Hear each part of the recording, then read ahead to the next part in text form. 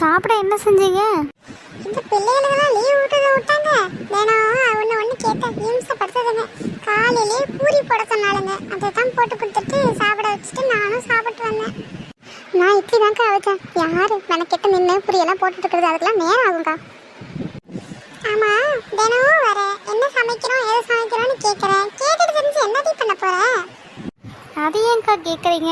உங்களுக்கெல்லாம் கல்யாணம் ஆகி ரொம்ப வருஷம் ஆயிடுச்சு, நிறைய அனுபவம். நான் இப்போ தானே புதுசாக கல்யாணம் பண்ணியிருக்கேன்.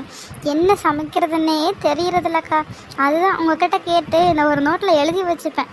என்ன சமைக்கிறதுன்னு தெரியலன்னா அந்த நோட்டை பார்த்து வீட்டில் இருக்கிற காய்கறியை வச்சு என்ன சமைக்கலான்னு ஒரு யோசனை வரும்ல, அதுக்கு தான். அட, இந்த யோசனை நல்லா இருக்கே. நானும் இதுக்கப்புறம் இந்த மாதிரி எழுதி வச்சுக்கிறேன். அவதான் சின்ன பிள்ளை, இப்பதான் கல்யாணம் ஆயிருக்கு. அதனால சமைக்கிறதுல யோசனை வரது நியாயம்